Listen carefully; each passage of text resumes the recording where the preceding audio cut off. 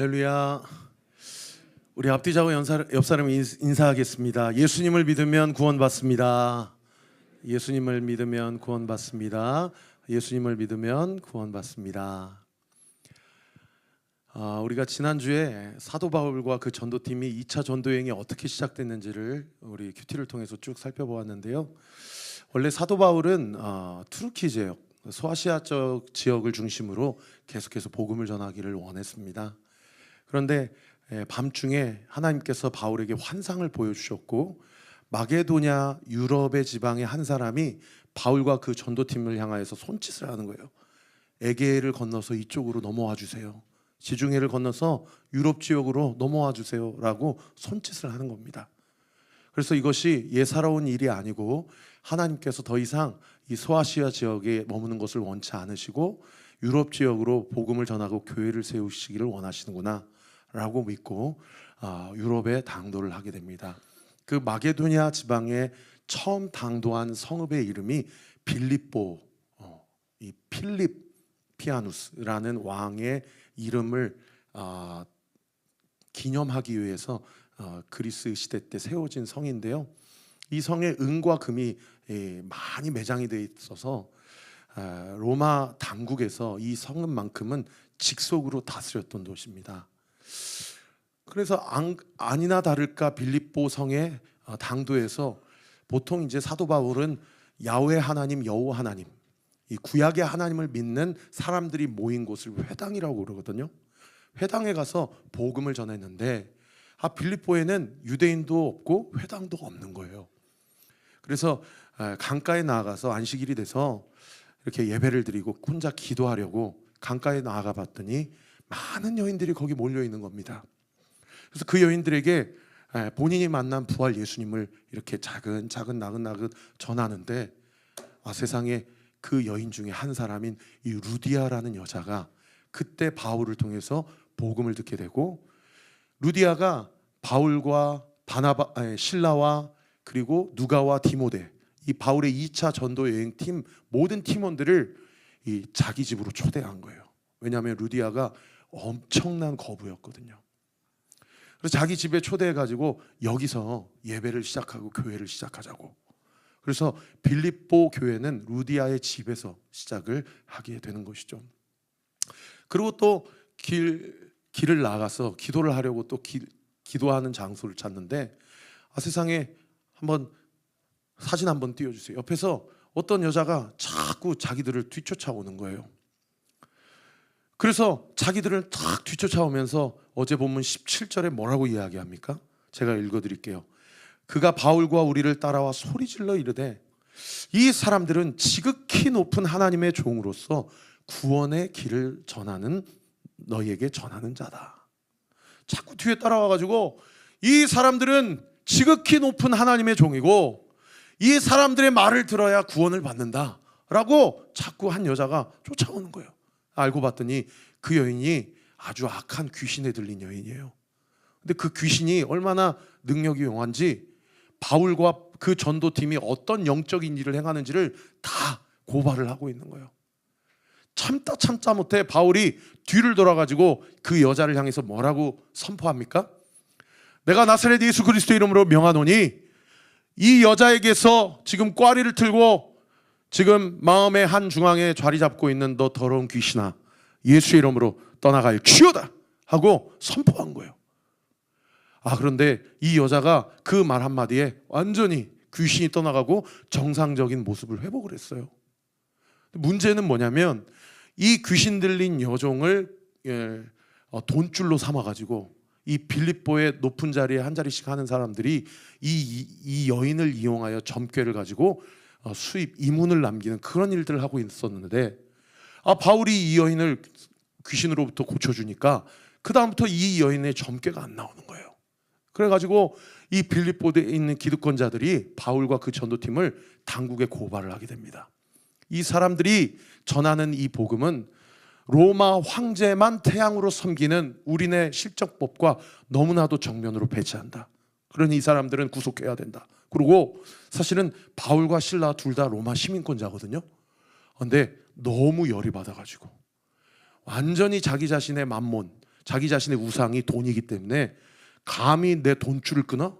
그래가지고 로마 시민권자 2명을 재판도 하지 않고, 여러분 로마 채찍은요, 그 채찍 끝에 납덩어리가 달려 있어가지고 이 매질을 하면 그 납덩어리 때문에 살점이 떨어져 나갑니다. 그러니까 그 로마 채찍으로다가 바울과 실라를 심하게 매질을 하고, 그리고 너무나 수치스럽게 옷을 활딱 벗겨버려요. 그래가지고 재판도 없이 감옥에 가둬버리는 것이죠. 여러분, 아마 우리가 살아가 보면, 지난주에 우리가 함께 고백했던 것처럼 우리가 우리의 죄나 우리의 어떤 연약함과 허물의 결과로 우리가 고통당할 때가 있습니다. 그런데 우리가 복음대로 살고 말씀대로 살다가 또 불이익을 받거나 고난당하는 경우도 있어요. 어떻든 저떻든 고난당하고 고통당하고 불이익을 받으면 참 그 고난과 그 환경을 이겨내기가 쉽지가 않아요. 그리고 어떨 때는 그 고난이 극심하면요, 죄송합니다, 죽고 싶어요. 근데 여러분 한번 생각해 보세요. 복음 전하고 다른 일 한 게 아니고 말씀 전하고 복음 전하고 그리고 귀신 들린 여인을 고쳐주다가 재판도 없이 그냥 매질을 당하고 옷을 다 벗김당하고 그리고 감옥에 갇혔다고 한번 생각해 보세요. 제가 구글에 한번 찾아보니까요, 지금도 이 빌립보성에 바울과 실라가 갇혔을 것이라고 추정되는 그 빌립보 감옥 자리를 이렇게 관광토로 이렇게 유지를 해놨더라고요. 거기 보면요, 사람 살 곳이 못 됩니다. 인권이라고는 찾아볼 수 없도록 완전히 그냥 짐승 취급하듯이 그냥 그야말로 가둬놓은 거예요. 거기에 그냥 갇혀버린 것이죠. 여러분, 그날 밤에 바울과 실라의 마음이 어땠을지 여러분 한번 상상해 보셔요. 바울 가운데 실라 가운데, 아니 나는 마게도냐로 유럽으로 갈 마음도 없었고 그냥 투르키예 지역 소아시아 지역에서 복음 전하고 1차 전도여행에서 세웠던 교회 다시 가가지고 그들의 믿음을 더 굳건하게 하고 그러려고 2차 전도여행 시작했는데, 주님이 거기 있지 말고 일로 넘어오라고 해서 주님이 하라는 대로 했을 뿐인데 도대체 내가 뭘 잘못했다고 이렇게 감옥에 갇혀지게 되었는가. 그날 밤에 감옥에서 입이 이만큼 나오지 않았겠습니까? 그리고 얼마나 낙심이 되고 좌절이 됐겠어요, 그죠? 그런데 어제 큐티 본문 마지막 부분에 뭐라고 기록되어 있습니까? 한번 띄워주실래요? 우리 같이 한번 읽어보십시다. 시작. 한밤중에 바울과 실라가 기도하고 하나님을 찬송하며 죄수들이 듣더라. 그 밤중에 영문도 모르고 그냥 관계 당국이 조사도 안 해보고 재판도 안 해보고 고발했다라는 것으로 그냥 매질을 당하고 옷 벗김을 당하고 감옥에 갇혔는데, 그날 밤에 바울이 다른 얘기 안 하고 하나님을 찬양하는 거예요. 하나님께 기도하는 거예요. 그리고 그 감옥에 찬양 소리, 기도 소리가 온 감옥을 울려 퍼지게 되는 것이죠. 그날 밤 얼마나 바울과 실라 마음 가운데 두려움이 있었을까. 그리고 하나님에 대한 얼마든지 인간적인 섭섭함이 있을 수 있었을까. 그렇게 생각해 보니까 한 찬양이 생각나더라고요. 괴로울 때 주님의 얼굴 보라, 평화의 주님 바라보아라.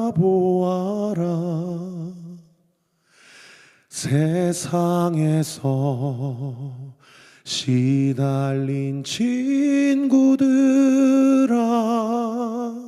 위로의 주님 바라보아라.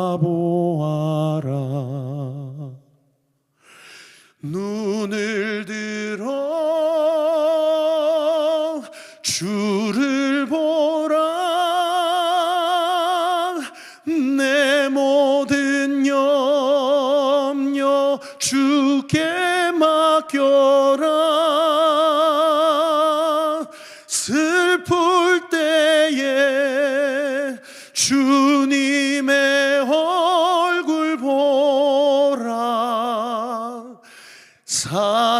사랑의 주님 안식 주리라. 힘이 없고 내 마음 연약할 때 능력의 주님 바라보아라. 주의 이름 부르는 모든 자는 힘 주시고 늘 지켜주시리.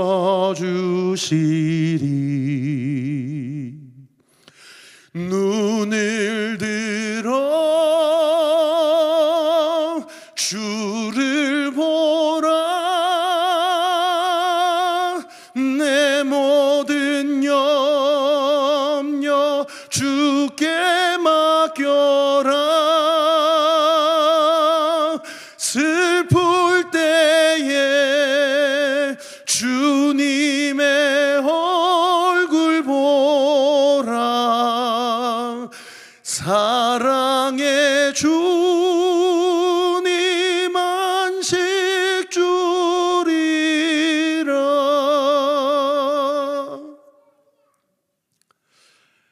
여러분, 바울과 실라가 찬양과 기도를 할 때 그 찬양과 기도의 대상이신 예수님을 바라보고 하지 않았겠습니까? 그죠? 아마 다니엘이 사자굴에 갇혔을 때 다니엘을 홀로 내버려 두지 않으시고 그 사자굴에 함께 하신 예수님께서 바울과 실라가 갇혀있던 그 감옥에도 그들과 함께 하셨던 것 같아요. 저는 그리 믿습니다. 아멘. 그래서요, 고난 가운데 주님을 바라보는 것은 무엇이냐면 나를 힘들게 하는 고난의 그 근원과 원천을 바라보는 것이 아니라 그걸 그대로 두고 나의 시선을 위를 향하게 하는 것이, 그것이 바울과 실라가 선택한 결정이었어요. 여러분, 요즘에 괴로울 때 땅 바라보지 말고 고난 바라보지 말고 가족 바라보지 말고 내가 의지할 만한 어떤 사람을 의지하지 말고 여러분, 위를 바라보시는 은혜가 있게 되기를 예수님의 이름으로 축원합니다. 그렇게 찬양하고 기도할 때요, 오늘 본문 첫 구절에 놀라운 기적이 시작되죠. 우리 같이 한번 읽어볼까요? 시작. 이에 갑자기 큰 지진이 나서 옥터가 움직이고 문이 곧 다 열리며 모든 사람의 매인 것이 다 벗어진지라. 찬양하고 기도하고 있는데 갑자기 어떤 사건이 일어납니까? 막 땅이 흔들리는 거예요. 그래서 지진이 났나 보다 그러는데 뭐 거기까지는 자연재해로 그럴 수 있는 거 아닙니까? 그런데 바울과 실라가 갇혀있는 옥문이 열리는 거예요. 거기까지는 또 그럴 수 있다 싶은데 세상에 자기 발목, 자기 손목에 채워져 있는 착고와 수갑이 풀리는 거예요. 여러분, 이게 믿어지십니까? 저희 아버지가 교도관이라서 아버지 38년 공직생활 하시면서 이런 일 있으셨습니까? 여쭤봤더니 막 웃으시더라고요. 이거는 불가능한 일이죠. 그런데 말씀 준비할 때 주님이 제 마음 가운데 찔림을 주세요. 저의 믿음 없음을 찌르세요. 그리고 이렇게 말씀하세요. 지금도 고난의 한복판에서 고난을 쳐다보지 않고 위를 바라보고 주님을 바라보는 자에게는 찬양하고 기도하고 말씀 듣는 중에 여러분, 마음의 지진이 일어나는 줄 믿으시기 바랍니다. 마음에 굳어진 것들이 해체되고 눌린 것들이 자유케 되는 역사가 오늘날 이 시대에도 일어남을 믿으시기를 예수님의 이름으로 축원합니다. 그래서요, 귀신이 눌리고 물질과 재정으로 눌리고 관계로 눌리고 건강과 질병으로 눌리는 그 현장 가운데 찬양하고 기도하고 예배가 회복될 때 여러분, 땅이 흔들리고 묶였던 것들이 풀어지고 눌려있는 것들이 떠나가는 역사가 오늘날 이 시대에도 예수 그리스도의 이름으로 일어난다 이 말입니다. 할렐루야. 그렇게 기적이 일어나고 지진이 일어나고 옥문이 열리고 족쇄가 풀리니까요, 여러분 한번 죄인들 입장에서 죄수들 입장에서 한번 생각해 보세요. 너무 당황스럽죠, 그죠? 그런데 또 한편으로 어떻겠어요? 이거 완전히 대박이다. 도망가라고 신이 나를 도우셨구나. 얼마든지 그렇게 생각할 수 있는 거 아닙니까? 그리고 간수 입장에서, 교도관 입장에서 한번 생각해 보세요. 지금 이 상황이 너무나도 당황스럽고 놀랄 노짜지만 이거 어떻게 수습해야 돼요? 이게 뭐 사람이 연 것도 아니고 사람이 푼 것도 아니고 이거 어떻게 수습해야 돼요? 그래가지고 간수가 이게 당황한 나머지 무슨 결정을 하냐면 오늘 본문 27절에 이렇게 결정을 해요. 간수가 자다가 깨어 옥문들이 열린 곳을 보고 죄인들이 도망한 줄 생각하고 칼을 빼어 자결하려 하거늘. 아, 끝났구나. 제가 지난번에 한번 설교했지만 로마 실정법은 죄인이 도망가면 죄인을 지켰던 간수가 그 죄값을 다시 치르는 것이 그 당시 실정법이었어요. 아, 옥문도 열렸고 착고도 다 풀어졌으니 100% 도망갔다. 나라도 도망갔겠다. 그러니 차라리 나의 명예를 위해서라도 내가 여기서 죽는 게 낫겠다 하고 세상에 자기 품에서 칼을 빼가지고 자기 스스로 막 찌르려고 하는 거예요. 제가 지난주에 새벽 설교를 한번 했는데 제가 아버님 실명 허락받지 않고 실명을 거론해가지고 제가 내렸어요. 그때 드린 말씀이 이 이야기예요. 이번에 명절 때 제가 고향 내려가서 아버님이 이상하게 그 얘기를 해주시더라고요. 최 목사, 내가 현직에 있을 때 전주교도에서 한 사람이 탈옥을 했네. 근데 그 탈옥할 때 그 주변 마을 주민 중에 그 탈옥을 본 목격자가 있었던 거예요. 경찰과 검찰이 와가지고 그거를 다 조사를 하는데 세상에 끼워 맞추기를 어떻게 끼워 맞추냐면 그 목격자가 뭐라고 진술을 했냐면 교도관 중에 가장 키 작았던 사람이 그것에 대해서 실수가 있어서 완전히 도망갔다. 이렇게 진술을 해버린 거예요. 오밤중이니까 얼굴은 못 봤죠. 근데 세상에 그 진술 한마디 때문에 저희 아버지랑 같이 재직하셨던 교도관 분들 중에 가장 키 작은 두 사람이 잡힌 거예요. 용의자로 지목이 된 거예요. 근데 그 중에 한 사람이 저희 아버님 절친이에요. 그래서 실제로 두 사람이 실형을 받으셨어요. 3년 실형을 받으셨어요. 뭐 끝나고 복직은 할 수 있다 하더라도 이건 앞으로 승진도 안 되고 이건 완전 좌천될 수밖에 없고 심지어 해임될 수밖에 없는 그런 상황이에요.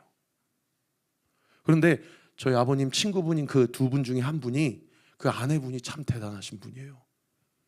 그 아내분이 자기 남편이 감옥 들어가기 직전에 여보, 우리 가정 아무 문제 없어. 당신 딴 생각하지 마. 잘 있다 나와. 억울한 일 하나님이 신원해 주실 거야. 나랑 내 새끼들 걱정하지 마. 그분이 원래 미용실을 운영하셨거든요.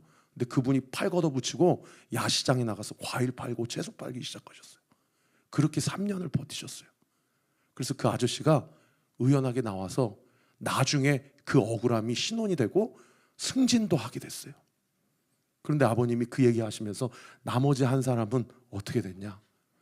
똑같이 들어갔는데 3년. 그 한 분은 아내분이 열이 받아가지고 당신이 어떻게 보초를 쓰고 어떻게 근무를 했길래 그 사람이 나갔냐고, 나가 죽으라고. 세상에 그분이 그 나가 죽으라는 아내의 말 한마디 때문에 그 다음날 극단적인 선택을 하셨다는 거예요. 그러면서 아버님이 저한테 그래요. 최 목사, 목회자 말 한마디가 영혼을 살리네. 항상 말 조심해라고.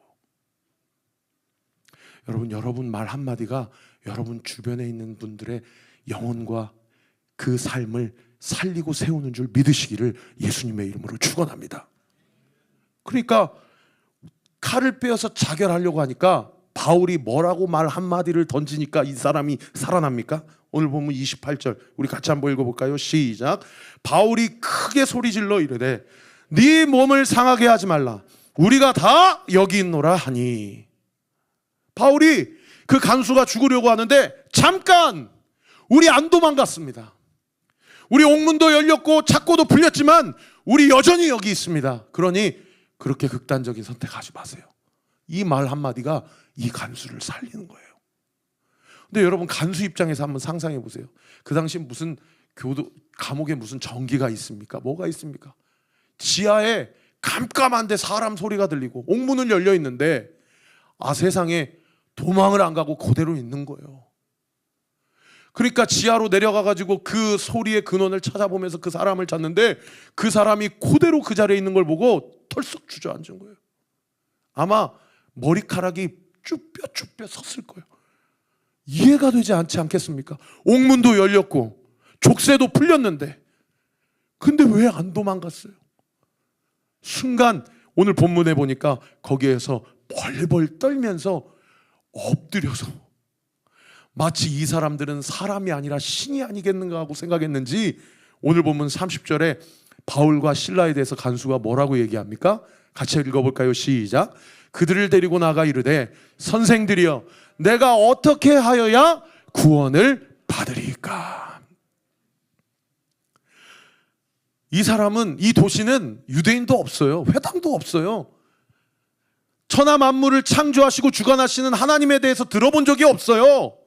그런데 한 번도 들어보지도 못했고 한 번도 진지하게 생각하지도 못했던 그 사람의 입술에서 어떤 단어가 툭 튀어나와요? 구원이라는 단어가 툭 튀어나와요. 선생님이요, 내가 어떻게 하면 구원을 받을 수 있습니까? 라고 이야기를 하는 거예요.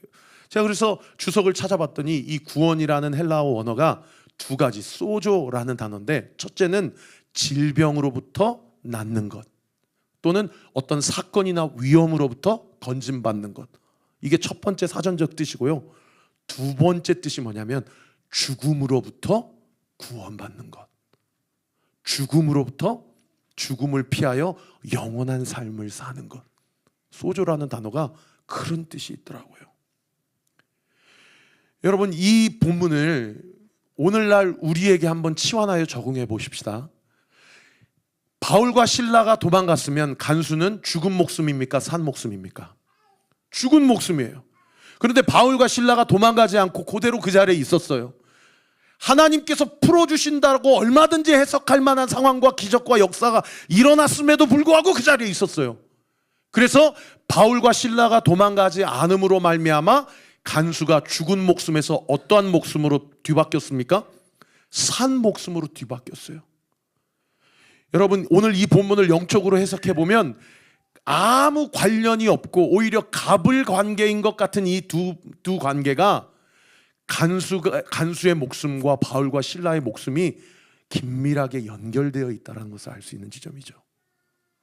이걸 영적으로 깨닫는 지점이 소위 영적 회심의 사건이에요. 내 목숨이 이 사람과 연결되어 있구나. 당신들이 도망가지 않았기 때문에 내가 살았던 것이구나. 이것이 오늘을 살아가는 우리 성도들의 삶 가운데도 그대로 영적 그 원리가 적용이 됩니다. 나랑 아무런 상관이 없는 것 같은 2000년 전의 한 유대 청년의 십자가의 죽음이 과연 나랑 무슨 상관이 있나? 성경을 역사적으로만 접근하고 성경을 그냥 문학적으로만 접근하고 성경을 그냥 전설송의 신화 속의 이야기로만 접근하면 예수님의 2000년 전의 죽음이 곧 나의 죽음과 무슨 연관이 있고 예수님의 십자가의 그 3일 만의 부활이 나의 부활과 무슨 연관이 있냐, 우리는 이런 생각을 던지지 않을 수 없어요. 근데 오늘 본문도, 오늘 말씀을 통해서 주님은 우리에게 뭐라고 얘기하십니까? 너는 나와 연결돼 있어. 할렐루야. 내가 그 십자가의 길을 도망가지 않았기 때문에 네가 산 거야. 믿으시면 아멘. 따라합시다. 예수님의 죽음은, 여러분 믿음으로 따라하십시오, 나의 죽음입니다. 예수님의 다시 사심은 나의 다시 사심입니다. 믿으시면 아멘. 여러분, 예수님의 삶과 나의 삶이 연결되어 있어요. 예수님과 우리의 삶이 연결되어 있듯 여러분, 우리와 우리 서로의 삶이 다 연결되어 있는 게, 그것이 공동체고 그것이 교회고 그 공동체의 머리가 누구예요? 예수 그리스도라는 거예요. 믿으시면 아멘. 그 연결되어 있다, 당신과 나의 목숨이 연결되어 있다는 것을 이야기하기 위해서 내가 어떻게 하여야 구원을 받을 수 있습니까? 라고 간수가 물어봤을 때 바울이 유명한 믿음의 선포를 하죠. 오늘 본문 31절 말씀 우리 같이 한번 읽어볼까요? 시작. 이르되 주 예수를 믿으라. 그리하면 너와 내 집이 구원을 받으리라 하고. 할렐루야. 예수님을 믿으라. 따라합시다. 예수님을 믿자. 나와 내 집이 구원을 받으리라. 믿으시면 아멘. 여러분, 우리는 예수님과 연결되어 있는 삶이기 때문에 그냥 살면 안 되는 사람들이에요. 예수님께 결제받고 살아야 되는 사람들이고요. 우리가 어떠한 고난과 고통 가운데 있더라도 우리가 낙심하지 않을 수 있는 이유도 예수님이 그 모든 고통과 고난에서 우리를 건지시고 구원하실 것이기 때문입니다. 믿으시면 아멘. 근데 한 번만 더 그 말씀 띄워주시면, 제가 말씀을 준비하면서 주 예수를 믿으라. 그리하면 네가 구원을 받으리라. 이렇게 얘기해야 될 것 같은데 오늘 본문이 뭐라고 얘기합니까? 주 예수를 믿으면 너와 누가 구원을 받으리라? 네 집이 구원을 받으리라. 이렇게 얘기한단 말이에요. 구원은 개인적인 고백이 필요한데, 어머니 아버지가 장로고 목사라고 그래서 그 아들들이 자연스럽게 구원받는 거 아닌데 왜 바울은 너도 구원받고 네 집도 구원받는다고 그랬을까? 이런 생각이 들더라고요. 그리고 세상에 성경을 쭉 브레인스토밍을 해보니까 세상에 생각나는 구절들이 있어요. 예를 들면 어떤 구절이냐면, 여러분 창세기 보면 19장에 하나님께서 소돔과 고모라를 멸망시키려고 작정을 하셨어요. 너무 악이 관영을 해가지고 더 이상 안 되겠다. 그리고 소돔과 고모라를 멸망시키려고 불을 던지시려고 그러는데 세상에 소돔과 고모라 안에 누가 살아요? 롯이 살아요. 롯이 살아도 그놈은 네가 이쪽으로 가면 나가 이쪽으로 가고, 내가 이쪽으로 가면 너는 이쪽으로 가라. 결국 돈을 선택하고 소돔과 고모라를 선택한 사람이잖아요. 그러니 똑같이 심판받고 멸망하는 게 그게 공의의 하나님 아닙니까? 그런데 한번 띄워주세요. 창세기에 하나님이 그 지역의 성을 멸하실 때, 곧 롯이 거주하는 성을 엎으실 때에 하나님이 누구를 생각하사? 아브라함을 생각하사 롯을 그 엎으시는 중에서 내보내셨다. 여기 내보내셨다는 게 구원하셨다는 거예요. 거기서 건져내셨다는 거예요. 할렐루야. 롯이 잘한 게 없어요. 롯이 구원을 받을 만한 깜냥의 사람이 아니에요. 그런데 하나님이 누구를 생각하사? 아브라함을 생각하사 롯을 구원해 줬다는 거예요. 왜 너는 구원을 받으리라 하지 않고 너와 네 집이 구원을 받으리라 하셨냐고요. 그러고 생각해 보니까 남유다 20명의 왕, 북이스라엘 19명의 왕, 이스라엘 민족의 역사상 39명의 왕이 있었는데 하나님 마음에 드는 왕은 몇 명 안 돼요. 다 악한 왕이에요. 다 심판받아 마땅할 왕들이에요. 다 하나님 부인하고 배반하고 다 우상 숭배하고 하나님 떠난 사람들이에요. 그런데 성경 열왕기상, 역대상, 열왕기하, 역대하에 보면 여기저기에 하나님께서 누구를 생각하사 그들을 멸하기를 기뻐하지 아니하셨더라라는 고백이 얼마나 많이 나오는지 몰라요. 그 대표적인 구절이 역대하 21장 7절 말씀인데요, 제가 한번 읽어드릴게요. 여호와께서 다윗의 집을 멸하기를 즐겨하지 아니하셨으면 이전에 다윗과 더불어 언약을 세우시고 또 다윗과 그의 자손에게 항상 등불을 주겠다고 말씀하셨습니다. 다윗을 보고 다윗을 생각하사 다윗의 자손들, 다윗의 후손들을 심판하기를 기뻐하지 않으셨다는 표현이 여기만 나오는 게 아니라 한두 군데 나오는 게 아니라 이 말이에요. 예수님 시대 때도 마찬가지입니다. 세상에 중풍병이 얼마나 심하게 걸렸는지 완전히 식물인간이어가지고 손 하나 까딱 못해서 친구들이 그냥 침상채 병상채, 예수님한테 데리고 가면 혹여나 나올 수 있을까 내 친구, 그리고 침상채 가져가는데 세상에 예수님 주변에 사람들이 너무 많이 모인 거예요. 그랬더니 이 친구들이 뭘 선택합니까? 침상채 가지고 지붕으로 올라갑니다. 그 당시 유대인들의 집이 다 지푸라기랑 진흙으로 만든 집이거든. 지붕으로 올라가가지고 지푸라기 막 헤치고 지붕 막 진흙 다 헤쳐가지고 구멍을 뚫어가지고 그 구멍에다가 자기 친구를 줄로 내리는 거예요. 그랬더니 예수님이 그 친구들을 향해서 뭐라고 얘기하십니까? 침상에 누운 중풍병자를 사람들이 데리고 오거늘 예수께서 중풍병자의 믿음을 본 게 아니고 그 친구들의 믿음을 보시고 중풍병자에게 뭐라고 얘기하냐면 내 죄가 사함을 받았다라고 얘기해요.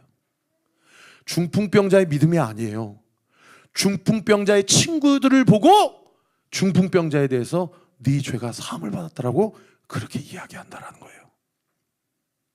물론 구원은 우리 각자 개인의 신앙 고백과 회심이 있어야만 우리가 각자 주님 앞에 구원받는 줄 믿습니다. 그런데 성경 창세기부터 사복음서까지 여기저기에 그 사람은 그럴 만한 믿음도 없고 그 사람은 그럴 만한 은혜도 없는데 주님이 어떤 그 한 사람의 기도를 들으시고 그 사람의 인생을 생각하셔서 아무개를 구원하시고 은혜를 베풀어 주셨다라는 그러한 구절이 여기저기에 나온다 이 말입니다. 바울이 그 강수를 향해서 주 예수를 믿으라 그리하면 너와 네 집이 구원을 받으리라 말만 하지 않고 그날 오밤중에 간수의 집에 찾아갑니다.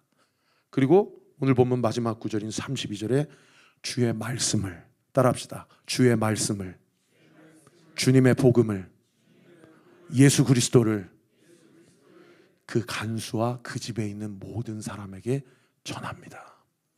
그리고 거기서 세례가 베풀어져요.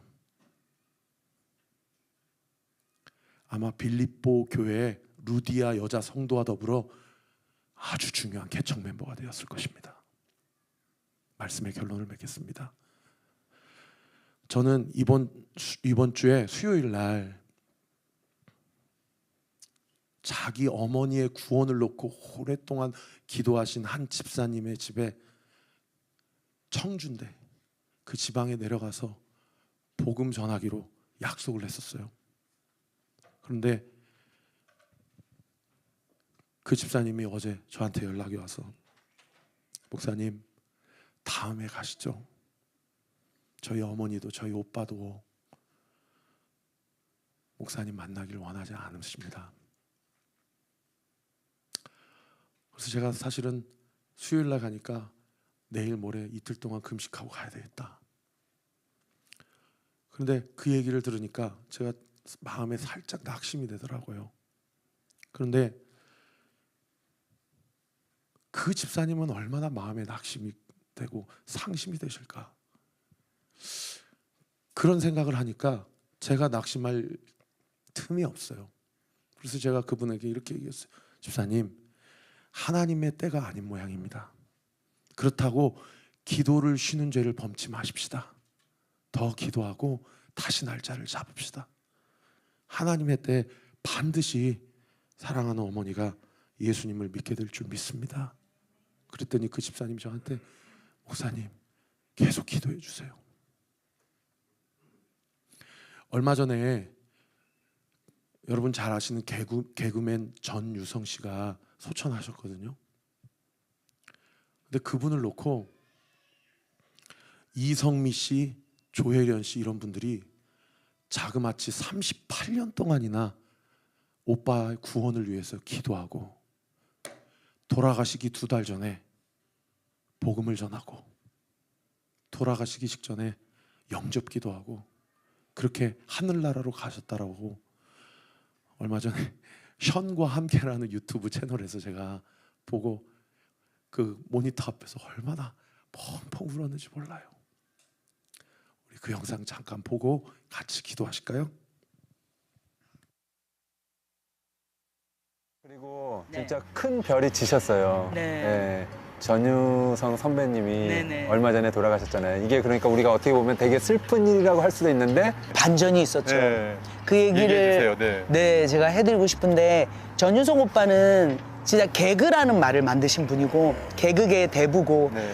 그분이 세운 개그맨, 개그우먼들 정말 연예인들이 너무도 많죠. 그리고 티를 안 내시는 분이에요. 근데 안타까운 건 그 오빠가 하루에 2권씩 책을 읽고 너무 머리가 좋아서 그 많은 지식 때문에 하나님과 멀어졌었죠. 오빠는 이제 이성미 언니의 생명책의 1번이었어. 38년을 기도를 했어. 근데도 야 됐다 너네나 믿어 하고 맨날 놀리고 있잖아. 제가 이제 남편 만나서 예수를 믿게 된 걸 알고 그렇게 얘기를 한 거예요. 야 너 요즘 신학 공부하지? 예. 철학을 연구해봐. 철학이 훨씬 좋아. 내가 이런 책을 읽는데 알았어 오빠 알았으니까 야 불교로 다시 돌아가면 안 되냐면서 계속 놀리는 거야. 그래서 그렇게 격이 없이 정말 네. 편하게 지내고 그렇게 오빠한테 강요하지 않았어요. 왜냐하면 그 듣기 싫어하는 사람한테 이 믿음을 강조하면 되게 싫어하잖아요. 오히려 더 어. 튀어나가요. 근데 오빠가 갑자기 그날이야 이제 가는데 전화를 띡띡띡 거려. 야 나랑 친한 청도의 목사님인데 이 목사님 통화 한번 해봐. 그래서 갑자기 나한테 오. 철학을 공부하라 그러더니 갑자기 네 목사님한테 안녕하세요. 예, 청도의 목사인데요. 아 얘기 잘 들었습니다. 이러는 거요. 전화를 끊었어. 알겠습니다. 했더니 혜론아 예? 그 목사님 참 좋으신 분인데 예, 교회가 조그매. 네가 그냥 공짜로 간증 한 번만 가주면 안 되겠냐 이러는 거야. 그래서 내가 오빠 가드릴게요 했어요. 근데 유성 오빠는 믿음이 없었어요. 그래, 아. 계속 오빠를 위해 기도를 하고 있던 중 오빠가 몸이 점점 안 좋아졌어요. 근데 지금으로부터 2달 전에 내가 애틀란타를 간 거야. 애틀란타를 가서 어느 교회에 갔는데 어떤 남자분이 1시간 반에 걸쳐서 울면서 달려왔다라는 거야. 유성 오빠 동생인 거야. 아. 전익성 씨라고. 유성이 형 예수 믿게 해야 되는데 지금 안 믿어서 너무 마음이 아프다고 하면서 내가 그 마음입니다. 조혜련 씨 만나고 싶어서 하면서 막 우시는 거야. 기도할게요. 그리고 그 익성이라는 네, 그 동생분이. 동생분이 간 거야. 네. 3주를 있었대요. 남동생한테 그런 얘기를 했대. 내가 지금까지도 안 믿고 버텨왔는데 내가 몸이 아프다고 내가 약해졌다고 하면 쪽팔리잖아. 아. 내가 부끄럽잖아. 하나님한테 이렇게 얘기했대. 그 얘기를 들으니까 얼마나 마음이 아파요. 그리고 지금으로부터 한 10일 되나요? 이제 지난주에 소천하셨으니까. 근데 오빠가 많이 위독하시다라는 이야기를 들었어요. 그래서 그때 딱 청도의 그 목사님이 떠오른 거야. 아. 왜냐면 유성이 오빠가 아꼈잖아. 그리고 가셨으니까. 그 내가 교회 간증도 어디- 했잖아. 갖고 목사님 오빠한테 빨리 좀 가주세요. 그래서 청도에서 전북대로 오신 거야. 그래서 이제 밤에 전화를 했어요. 목사님 영접기도 했어요. 했더니 영접기도 하셨다라는 거예요. 오.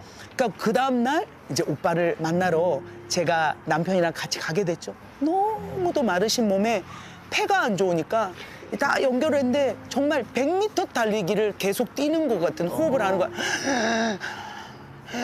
하는데 내가 오빠 나 혜련이 했더니 정신은 말짱하셔. 알아 맞냐? 이러는 거야. 그래서 오빠 어때요? 야 좋아 보이냐? 힘들다 이러는 거예요. 오빠가 하나님을 어제 영접하셨잖아요. 이러는 거야. 이러는 거야. 내가 처음 들었어. 그러면서 뭐라고 하냐면 근데 내 오빠 한 달 전인가? 예. 미선이가 왔었어. 박미선이가. 걔가 그 성경책을 주고 갔는데 글씨가 너무 조그매서 내가 민수기 15장까지밖에 못 읽었어. 내가 민수기 15장까지 못 읽었는데 눈이 안 보여서 내가 더 지금 호흡이 가빠서 성경을 읽을 수가 없다 그러는 거야. 그래서 내가, 오빠 내가 녹음한 게 있어. 자기야 오빠 좀 틀어줘. 그래 그거 좀 틀어줘 봐라 이러는 거야. 그러니까 오빠가 들리는 소리에 계속 그거 틀어달라고 그랬대요. 그리고 그 다음날 이제 오빠랑 친한 홍진이 언니랑 어떤 작가분이 또 가신 거예요. 네. 진이야 부르더래. 예. 내가 기도 좀 해주면 안 될까? 오빠 기도하세요 했더니 우리 제비 우리 딸 잘 부탁하고 진이야 내가 하나님을 너무 늦게 만났다. 내가 이제서야 이분을 알게 되고 내가 이제서야 이 믿음을 가지게 됐다. 너무 안타깝다. 시간이 없다. 그 얘기를 언니랑 그 작가한테 하더래요. 왜 이제서야 알게 되었을까? 그러면서 기도해 주셨대요. 그 옆에서 며칠을 김신영이가 오빠를 돌봤죠. 그리고 그 이틀 뒤에 하나님 곁으로 갔습니다.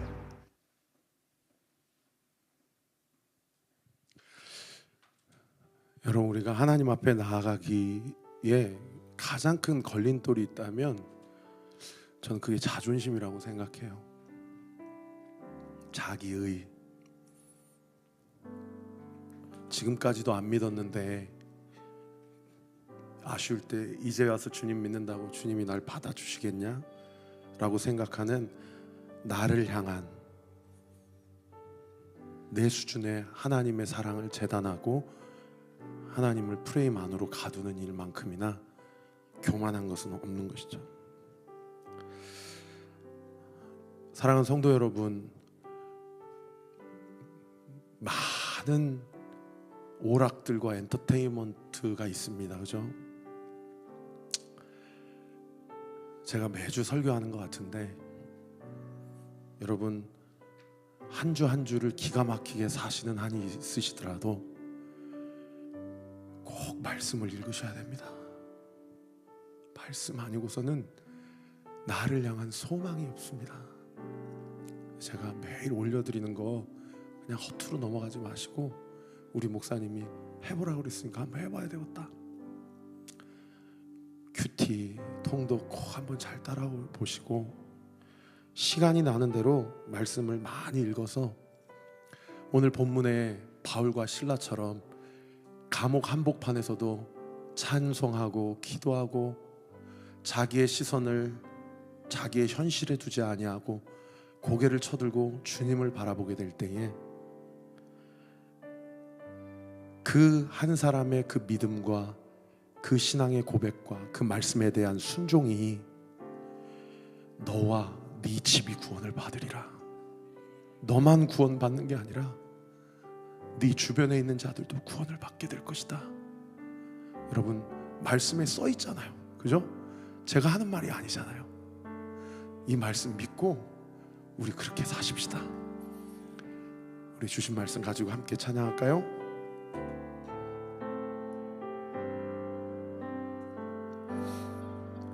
내 눈 주의 영광을 보내 우리 가운데 계신 주님 그 빛난 영광 온 하늘 덮고 그 찬송 온 땅 가득해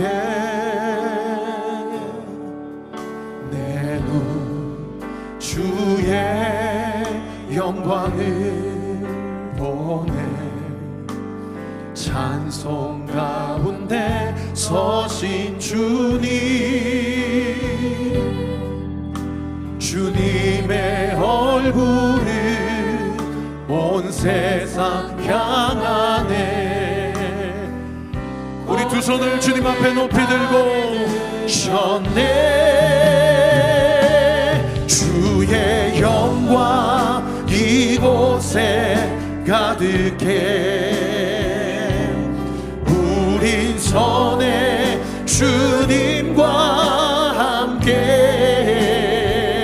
찬양하며 우리는 전진하리 모든 열방 주 볼 때 주의 영광 이곳에 가득해 영광 이곳에 가득해 우린 선해 주님과 함께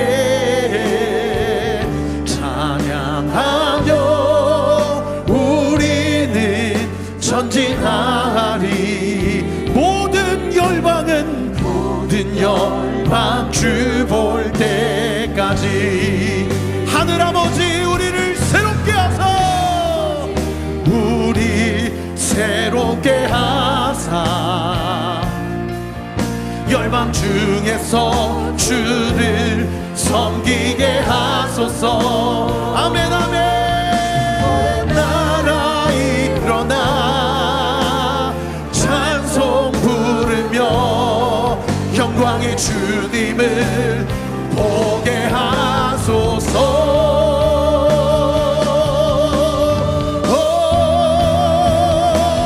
주의 영광 이곳에 가득해 우리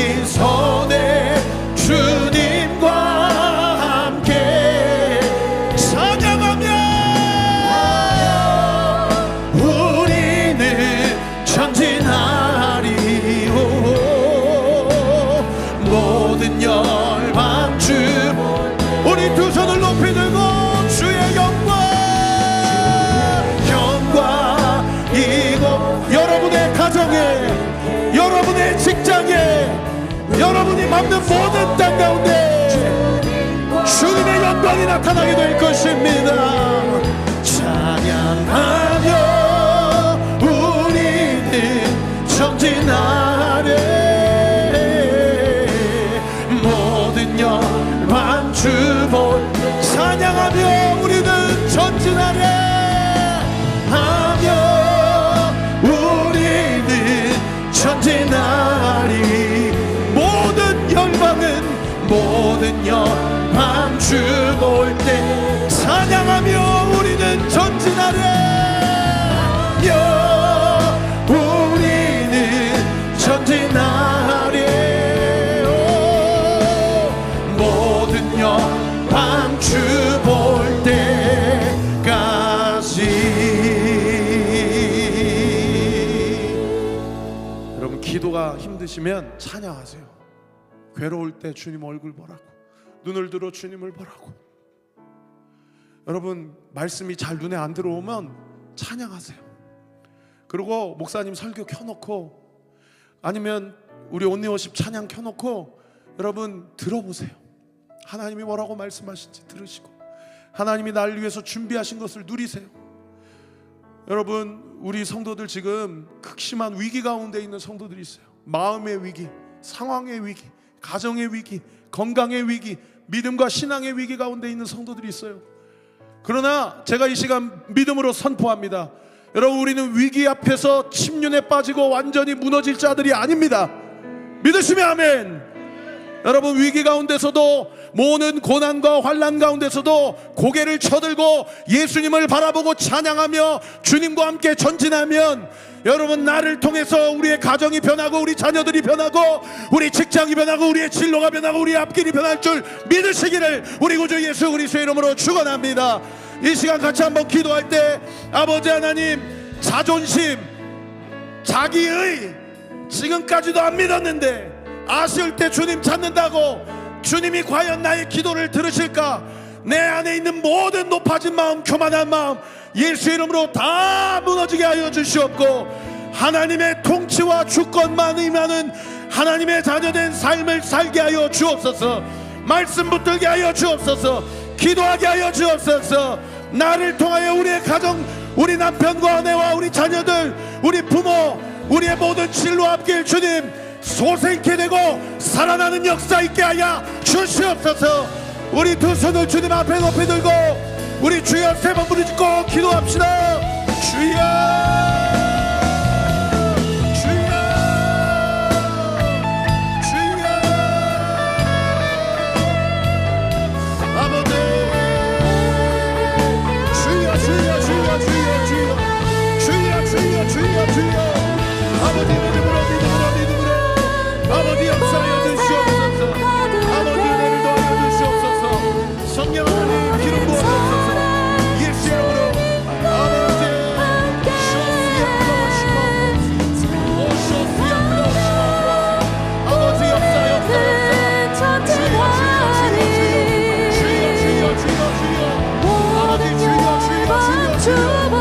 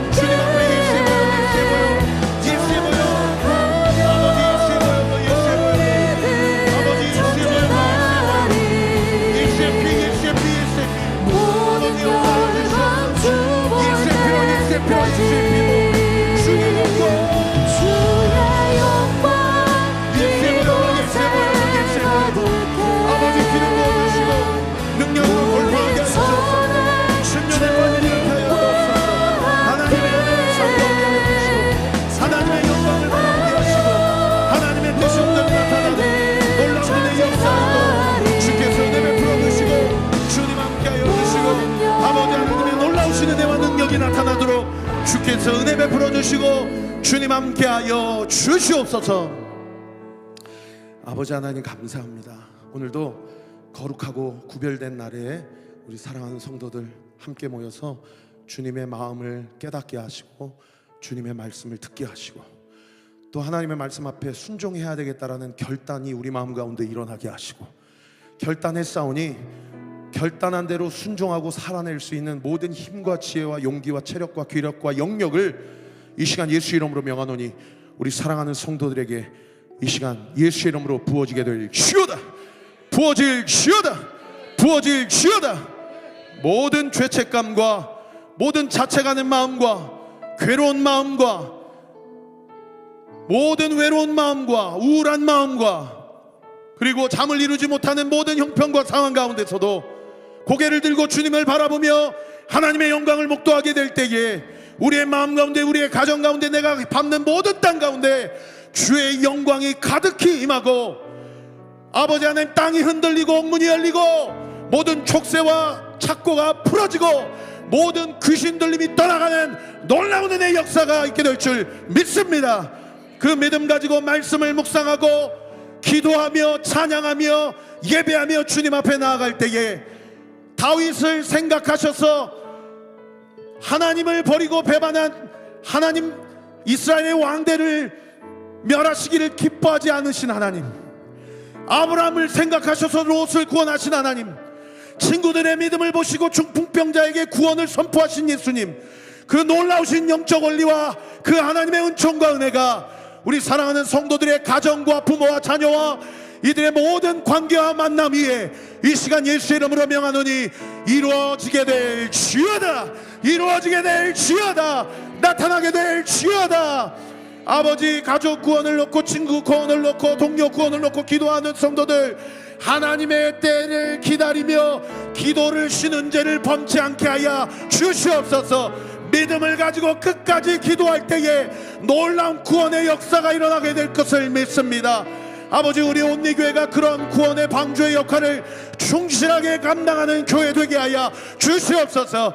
우리 교회 한번 와봐. 우리 목사님 설교 한번 들어봐. 인생의 소망이 예수께 있음을 주님 앞에 고백하며 간구하며 하나님의 뜻을 온전히 이루는 우리 사랑하는 성도들의 구체적인 삶 되게 하여 주시옵소서. 하나님 진로 열어주세요. 인도해 주세요. 물질의 축복을 더하여 주시고 마음에 우울한 마음을 걷어가 주옵소서. 주님 사랑합니다. 지금도 열심히 살아가게 하심에 감사하고 2026년 원생 모집을 위해 주님께 부탁드립니다. 주님께서 책임져 주옵소서. 경기도 구리 남양주로 내년에 전근 올 수 있도록 주님 저의 모든 진로 앞길 열어 주옵소서. 오직 성령이 너에게 임하시면 너희가 권능을 받고 예루살렘과 온 유대와 사마리아와 땅끝까지 이르러 내 증인이 되리라 하시니라. 성령님이 함께 하심을 아는 자녀들, 증인된 삶을 살 것을 아는 자녀들 되게 하여 주옵소서. 이 밖에도 마음으로 물질로 또 온라인으로 또 무명으로 주님 앞에 헌금 드리는 우리 사랑하는 성도들의 손길을 주님께서 기뻐 받아주시고 이 물질이 쓰이는 곳곳마다 우리 교회가 영혼을 살리고 하나님 나라 확장하는데 귀하게 쓰임받는 하나님의 기쁨이 되는 교회 되게 하여 주시옵소서. 믿고 감사드리며 살아계신 우리 구주 예수 그리스도의 이름으로 기도하옵나이다. 아멘. 우리 주님께 영광과 감사의 박수 올려드립시다. 믿음대로 되게 될지어다. 믿음대로 될지어다. 믿음대로 되게 될지어다. 아멘. 우리 다 같이 자리에서 일어나셔서 공동체 고백하고 축도함으로 예배를 마치겠습니다. 시작. 주님은 빛이십니다. 저희도 어두운 세상에 빛이 되게 하소서. 사회와 교회의 한 줄기 빛을 비추는 공동체 되게 하소서. 주여 나의 마음과 몸을 주님께 드립니다. 나에게 주어진 것이 내 것이 아님을 깨닫게 하시고 헌신하여 이 땅에 하나님 나라를 이루게 하소서. 주님은 우리의 목자이십니다. 양이 목자를 떠나 살 수 없듯이 우리도 주님을 떠나 살 수 없습니다. 주님께 순종하는 삶이 가장 안전하고 완전한 삶입니다. 이제 세상으로 나아가 예수 그리스도의 주인 되심을 선포하는 삶이 되게 하소서. 아멘. 이제는 우리 구주 예수 그리스도의 은혜와 하나님의 사랑과 성령 하나님의 위로교통 충만하심이 오늘 주신 말씀을 붙잡고 괴로울수록 더 주님 바라보고 주님 의지하며 나의 말 한마디가 사람을 살리는 말이 되기를 원하며 나를 생각하셔서 우리의 가족을 살리시고 우리의 지인들을 살리시고 우리의 동역자들을 살리시는 그 하나님의 영적 은혜의 원리가 나의 삶 가운데 이 교회 위에 우리의 모든 평생의 삶 가운데 온전히 이루어질 것을 믿고 주님 앞에 말씀과 기도로 순종하며 나아가기로 결단하는 우리 사랑하는 온리교회 모든 성도들 머리 위에 이들의 가정 위에 이들의 진로 위에 이번 한 주의 모든 일정 위에 지금으로부터 영원토록 함께 하시기를 간절히 축원하옵나이다. 아멘.